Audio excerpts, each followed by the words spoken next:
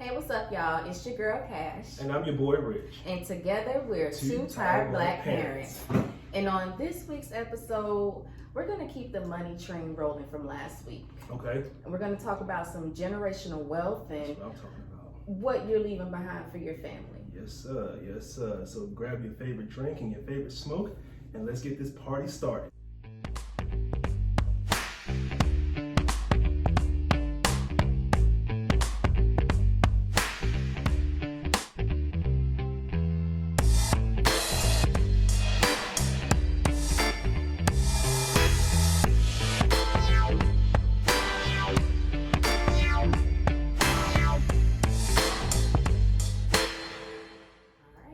So first things first, babe, let's check in. How was your week? My week was great. It was? Long, but tiring. Yeah. But it was overall still good. That's good. What about yours?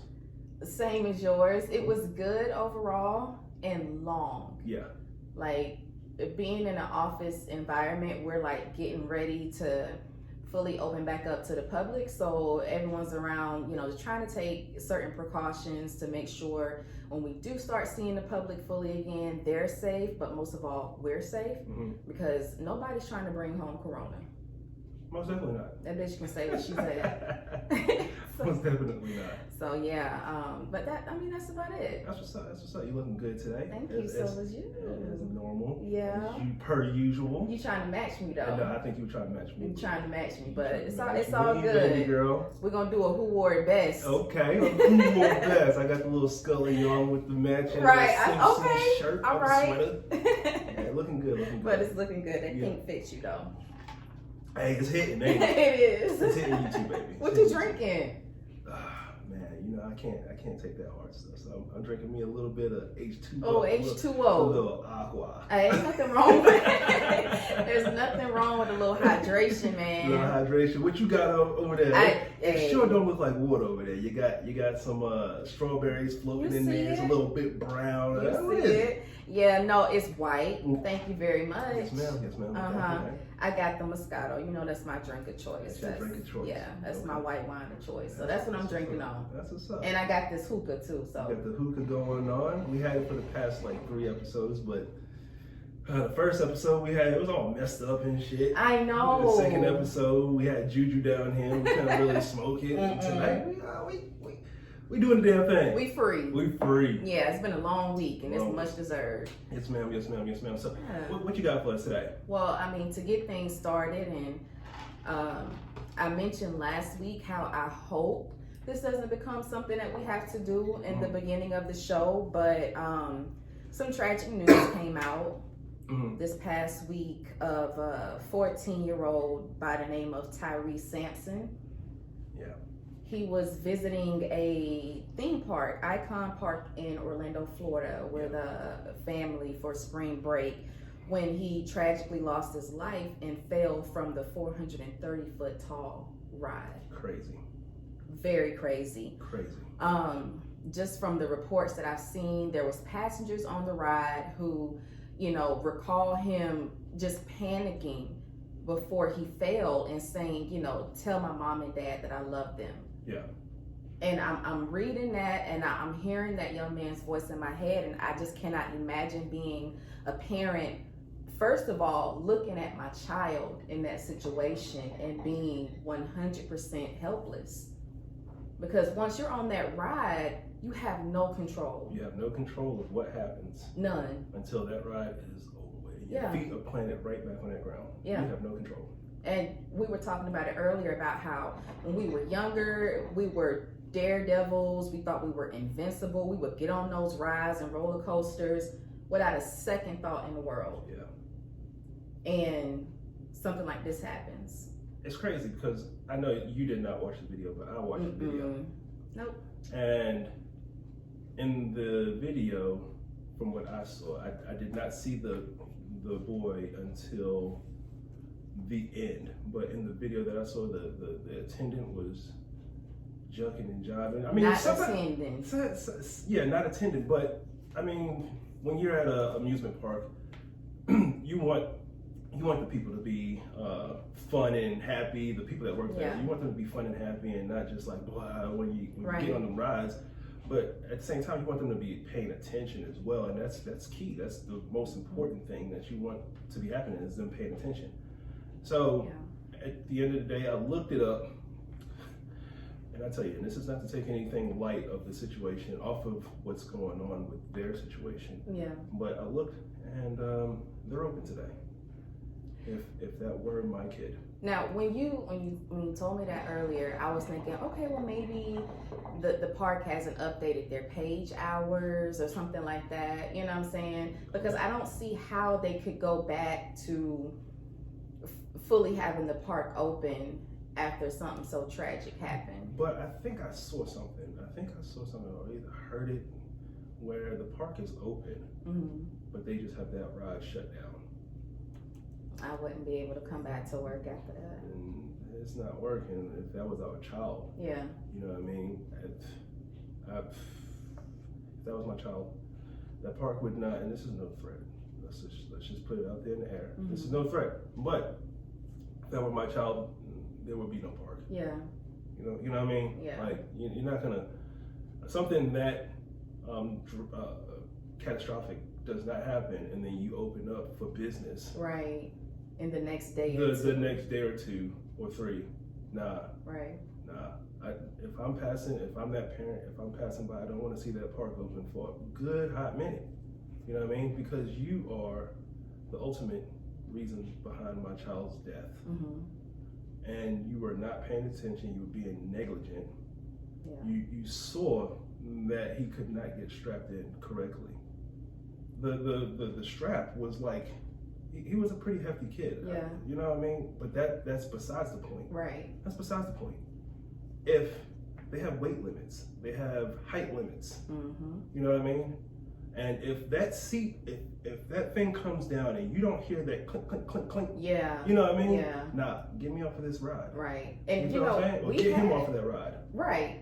And as parents, we've had some close calls with our kids where you have literally had to tell the attendant, hey, stop the ride. Yeah. Like Rich literally stopped the whole ride. Everybody's looking like, whoa, what's going on? Yeah. You know, he saw Tony, our 12-year-old, like just slide into a point where he just wasn't comfortable with how he looked on that ride. It was he was about 10 at that time, right? Yeah, about 10, 2 or 3 years ago. Yeah. And we're at the fair, and he's on that, what do you call that? Almost a cyclone or the something cyclone like that. or something like that. And Yeah.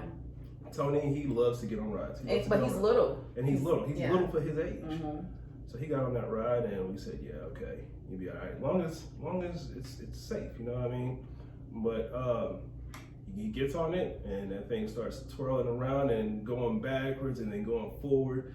And I see my boy's head just jerking. He's sliding to the left, and it came to a point where I was just like, yo, this ain't funny no more. Like, this looks dangerous. Yeah.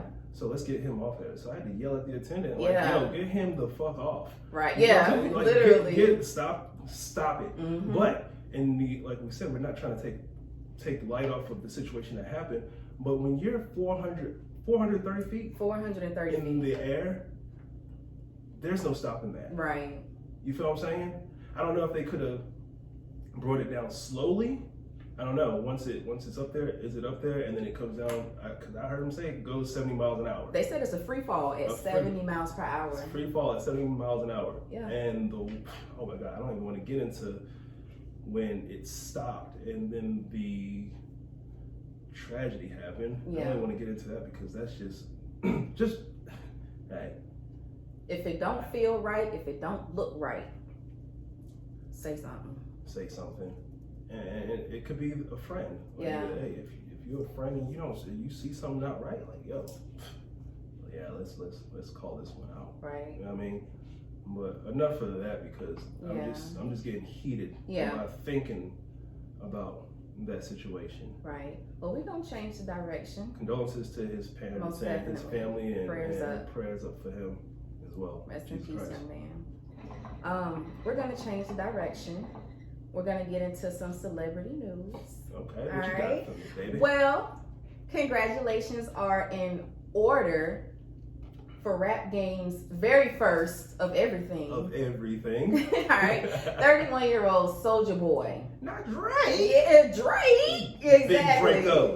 Yeah, Who so is this from, you know? this is his first. His first at 32? At 31. 31? Yeah. Oh I was surprised too. Drake. Yeah. So Draco. he can actually say, look, I'm like the first rapper of whatever, you know, my first kid or whatever. I've been in the game forever, how long? But yeah, so Big Draco and Los Angeles celebrity hairstylist Jackie Martinez, they're welcoming a baby boy. Okay. So they got a little Soulja Boy on the way. Soulja Boy.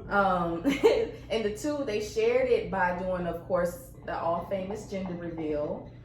They both posted a video to their social media accounts, and they had onlookers there, friends or whatever. And he looked ecstatic. Like, yeah, he did. I saw bits and pieces of it. Yeah. A little bit, whatever. But I'm gonna have to ask my boy Big Draco. Just calm down, man. Like, stop with all the trolling and shit. You gotta leave it on the way. All right. So leave all that trolling for someone else. But you know what though? I'll take his trolling over 6ix9ine. Any day. I'll take his trolling over 6ix9ine any day. I guess so. Yeah. I can deal with Draco. I don't like trolling though. It's just Draco's part of my generation. He is. You know what I'm saying? Yeah. Exactly. So yeah, I can deal with that.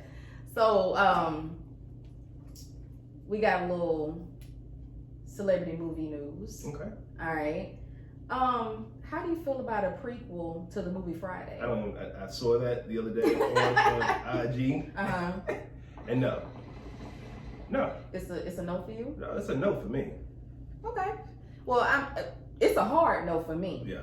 All right. So that's just what it is. But rapper / actor Ice Cube shut down rumors when he took to Twitter and denounced any rumors about there being a prequel to Friday coming out through HBO Max. They said that it was gonna star comedian Drewski, and I've seen him a couple times on TikTok. Okay. And a rapper named Vince Staples, and they were gonna be attached to the lead roles. And what I'm only assuming as Craig and Day Day. But I'm like, Ice Cube, no. Can I give my honest opinion though? Yeah, go ahead. It's just like every other movie. You have your Fridays, you have your Friday the 13th, you have your Freddy's and your Jasons and stuff. After the first like 2, 3, maybe 4, they start getting whack. But then you start adding other people that's playing into.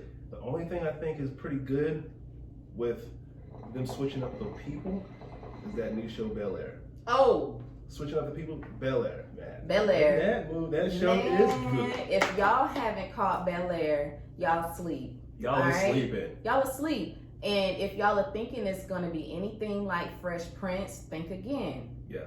All right, you gotta open your eyes and be receptive to something new, because Bel Air is that show right now. It's that show, and it is diving into some stuff that I did not think a show would dive into, especially with like Black characters and stuff like that.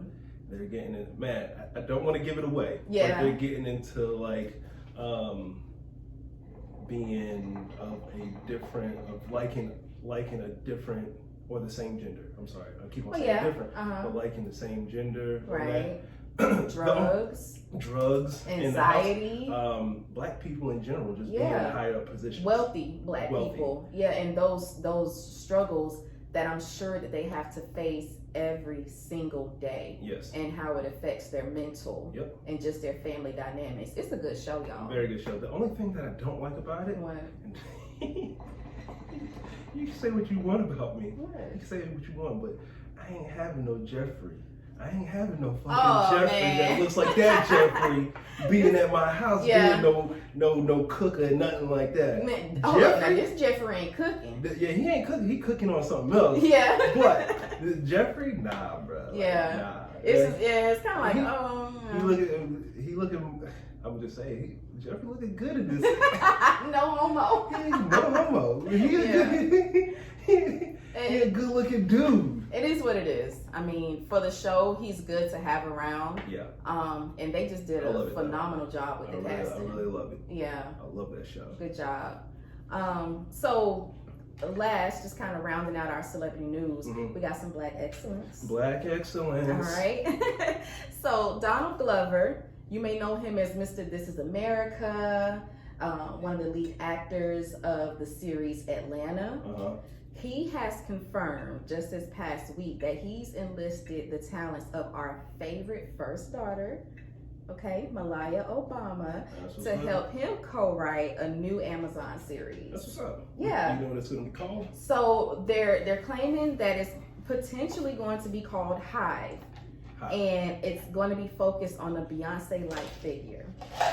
Now Beyonce, that's your So chick. you already know. I'm That's glad your you chick. know. That's your chick. Like, first of all, they had me at Malaya, but when they said Hive and then Beyonce, okay, I'm on deck for sure. Yeah. You already know. I already know. That's your ace boom cool. It's past time for somebody to recognize our queen. You know, you part of the Hive, ain't you? you know it. You part of the Hive. I'm buzzing all day, every day. I'm 10 toes behind now. That's what's up. But yeah, man, I can't wait. I don't know when production is going to start, but Donald Glover, he's very creative. Yeah. And I only watched the first season of Atlanta. And I don't know, between the first and second season, I don't know what I was doing while I was watching. I probably got into something else, but Atlanta is actually a good show. Yeah. I haven't gotten back into it. They also star Lakeith Stanfield from Get Out. Okay. And he's real dynamic as well. So I can't wait for it. You know, going back to the Hive, there's two people I think my wife would die for. And that's old Beyonce. So Beyonce, if you hear this, if it ever crosses your podcast way, Holla at your girl. Holla at your girl, please, because she loves you to death. Please. And then there's another person. Who? Erykah Badu. That's your other girl. Man. That's your chick. Oh my goodness. Sing us a piece. Can you sing No. us a piece? No, I ain't No. gonna put you on the glass like that. Yeah, come back. Me. No, I'm just playing. But Erykah and Beyonce, yeah. I would probably faint. You said you wanted Erykah to I wanted Erykah to be my doula. Your doula. Yeah. For Ryan, I was like, man, if I can get Erykah to be my doula, can you imagine how peaceful and serene I would have been during, labor? Because I was all over the place this last one. I'm not even gonna lie. Yeah, and that's another topic. That's a different. Right. We're Yeah. gonna get into that too. But dang man, Erykah, she got this aura about her. Yeah. And it's just like, man, girl, please scratch my head, rub my belly. That's what I need.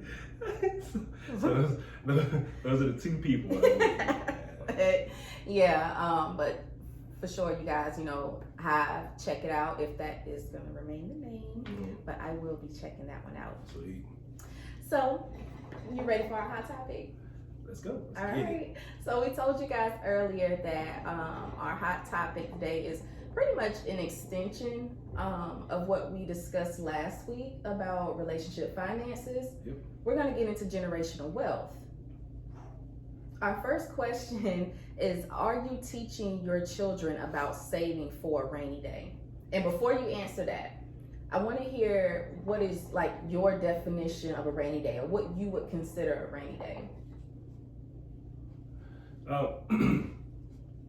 A rainy day would be considered, in my opinion, man, like we said in the last episode, when you have a mortgage, it's completely different. Even though rent is just as high as mortgages these days, when you have a mortgage, it's a different ball game.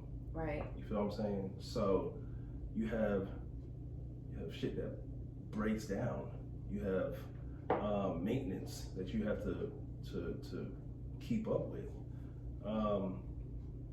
We have a Doberman that keeps on biting up the sprinklers in the back. Exactly. So that's not coming out of the person's pocket that I'm renting from. That's coming from out of my pocket. Yeah. Our pocket. You feel what I'm saying?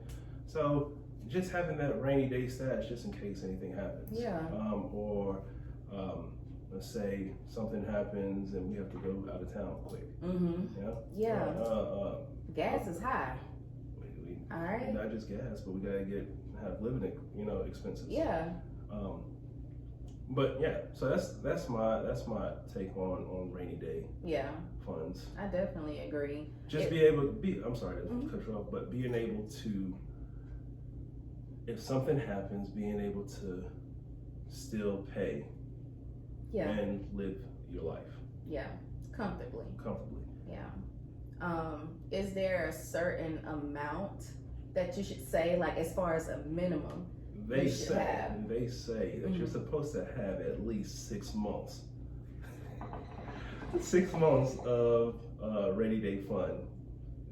Are we gonna cap on this? No, we're not gonna cap. We ain't got 6 months. Not at all, and that's wishful thinking. Like I wish we could have 6 months worth of savings. Yeah, I wish. You know, but the way that today's economy is, it's just hard to save like that. You know what I mean? Right. Even with 2 incomes coming in, it's hard. Yeah. I think we may need to add a 3rd person in here. Hey, we haven't discussed that. Offline. Yeah, exactly. I just play jokes. Right. But no, in all seriousness, like you said, even with a 2-income household, imagine being a 1-income household. You know what I'm saying? Jesus Christ. With children. Man, and I gave it up to, if you're listening, and I know that you will listen, I give you props. Most definitely. I give you props for what you do. Yeah. Because, boy, I tell you. Because it turns into a situation where you're having to rob Peter to pay Paul. Yep. And you're always trying to play catch up. Yes. Yep. That's not a good feeling. It's not a good feeling. It's not a good feeling. So single parents, if you're listening, big props. Yeah, most definitely. Big props to y'all. Yeah. So, as a parent. No, but hold on. Yeah. We didn't get into sorry. what do you think a rainy day fund is? Well, I mean, like you said, a rainy day fund is having that stash on deck for any left field issues that may come up. Yeah. Whether it be something out of pocket for maybe a child care expense or medical expense. Maybe your spouse got hurt on the job and then you guys need to compensate for that other half of income that's not coming in. That's my rainy day. Yeah. We got some work to do. Yeah. Yeah. But let's get hurt. Boy, yeah. We shit out of luck. Yeah. But I mean, the thing about it is though. But we try. But we do keep up with our, our health insurance. Yes. Now, health insurance, it don't cover everything because, we make sure, we got an FSA account, that's active and ready to go. And you have always been good with this since I've been with you. Oh, yeah. That Aflac. Yeah. I'm like, man, fuck Aflac, bro. Like, why the hell do I need Aflac? You know what I mean? If it's insurance and stuff like that, it baffles me because I feel like it's a scam. You feel what I'm saying? Like, and I think this is how most black people think. You feel what I'm saying? Yeah. They think it's a scam, like insurance. We pay X amount of dollars for insurance for our cars, never get in an accident for 15 years. They want us to pay a deductible for it. But we put in like thousands of dollars into this company. Yep. And we still have to pay a deductible. Yep. That's just like with, the homeowners insurance too. Yeah. We get somebody out here to try to estimate on the roof and how much, is it to repair the roof. Yeah. You know what I'm saying? Mm-hmm. Homeowners insurance don't even touch a fraction of that. Yeah. Because there's always that deductible. Yeah, it's always that deductible. So but back to it, I mean, you've always been good with keeping up with I've always had insurance. Mm-hmm. You've always had insurance, but when it comes to that extra, like FSA, Aflac, you've been on the ball with that. Because you never know, and a lot of people are like, man, that's just too much money coming out of my paycheck, each week or every 2 weeks. But it's always better to have it and not need it than need it and not have it. Yes, ma'am. So that's how I look at it. Yeah. That's how I look at things too. Certain things, just not that. So, but I do now. Yeah. So, as a parent, I want to know what you're passing down to your children when you leave this earth. Okay? Because just speaking to the Black community, a lot of times when someone passes, they don't have life insurance. And they're leaving that expense of, how are we going to pay for such and such's funeral when they didn't have anything?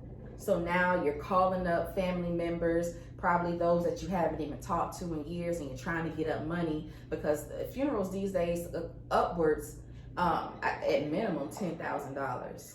Okay, and it can go anywhere up from there. Yeah. But a lot of times in our community, we're not paying for that life insurance, and we're leaving our loved ones and our children with debt and that burden of how are they going to pay to get this person a proper burial and into the ground.